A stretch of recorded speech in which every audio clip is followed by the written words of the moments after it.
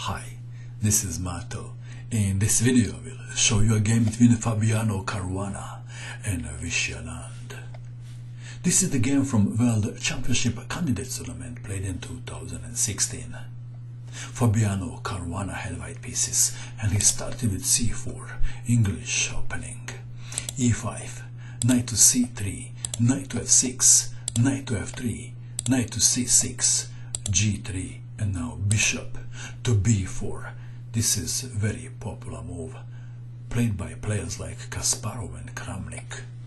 Bishop to g2, and both players castled kingside. e4, attacking the knight. Knight to g5, intending knight takes on e4. Bishop takes on c3. b takes on c3. Rook to e8, defending the pawn. f3, e takes on f3. How to recapture? Knight takes on f3. d5, d4, d takes on c4. Queen to c2. It would be really nice for white if he can play e4. Note that white has d and e pawn, and black doesn't have them, of course. D and e pawns are more valuable than f, g and h pawns. Black to move h6, preventing bishop to g5, but now bishop to f4. Knight to e4. This move was later criticized. Suggestions were knight to d5, attacking the bishop. One possible continuation goes like this: e4, knight takes on f4, g takes on f4. Maybe Anand didn't like this position for black. How about you? Okay, in the game we have knight to e4. It doesn't look like a bad move. Rook from a to d1. Bishop to f5, threatening knight takes on g3. Discovered attack on the queen. White to move. What would you do now? Would you move the queen? Caruana played knight to e5. Black to move. This is definitely one of the most critical positions of the game from black's point of view. Anand was considering knight takes on g3, but instead of playing knight takes on g3, attacking the queen, he played knight to d6. Did he chicken out? What did he see? Let's have a look. If knight takes on g3, e4, knight takes rook, pawn takes bishop, knight takes on h2, bishop takes on c6, pawn takes bishop, queen takes knight. There is a threat, knight takes on c6. Maybe black should play f6, huh? But then he loses the pawn. If c5, then queen to h5, attacking the pawn. On f7 there may be a threat of bishop sacrifice. Rook may go to d2 and then to g2, something like that. Anyway, Anand didn't like this position, so he played knight to d6. e4, bishop to h7, queen to e2. The threat is knight takes on c6 and then e5. For example, if rook to b8, knight takes on c6, pawn takes e5. Also note that queen and the knight are attacking the pawn on c4 twice. Anand played knight to e7. He was expecting knight takes on c4. Instead, Fabiano Caruana played a surprise move. Anyway, let's have a look what happens if knight takes on c4. If knight takes on c4, then knight to d5, pawn is pinned. Knight takes on d6, knight takes on f4, G takes on f4, C takes on d6. It looks like that black is holding. Okay. This is the position. This is the critical position of the game from white's point of view.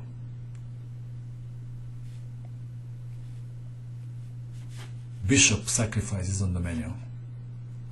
Would you sacrifice the bishop? Fabiano Caruana did his calculations and sacrificed the bishop. If you sacrifice the bishop and you get 2 pawns plus attack, and this is a pretty good compensation. G takes on h6, queen to h5, threatening to capture the pawn on f7. Another threat is queen takes on h6. Perhaps rook to f8 comes to mind. Anand decided to give a piece back and to exchange queens and to save the king. So we have knight from e to f5, giving a piece back. Pawn takes knight, queen to g5, queen takes queen, pawn takes queen. Anand saved his king. Material is equal. But which pieces are better placed? White knight on e5 is well placed, but there may be a threat of f6. So g4 is on the menu, because then black light-square bishop is out of the game. And f6 doesn't work immediately, because of knight to d7, and after king to g7, knight to c5. However,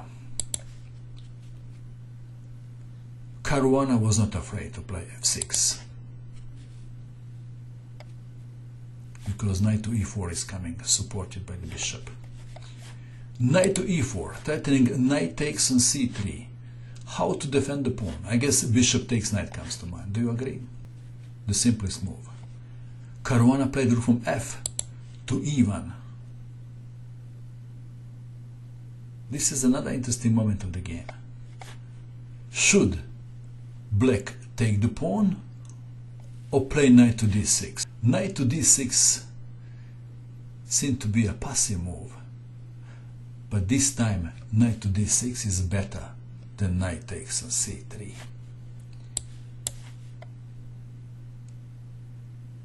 Definitely a better move.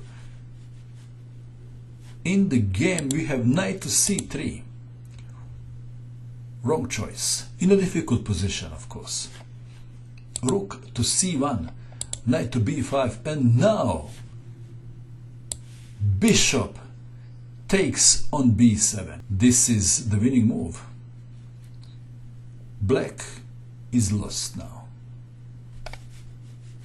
Rook from a to d8, bishop to c6, attacking the rook, and the knight on b5.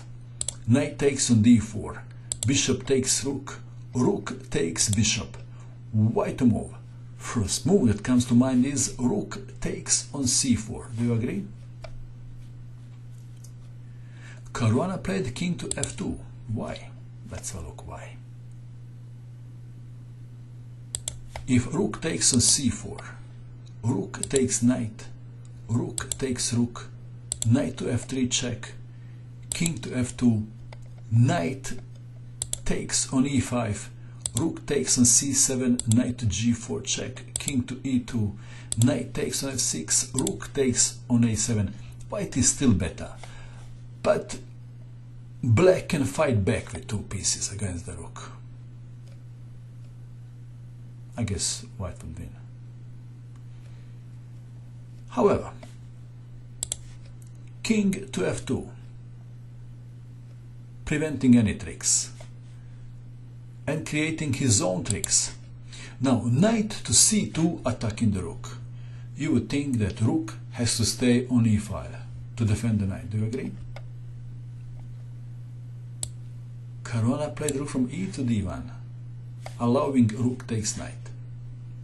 Anand played bishop to e4.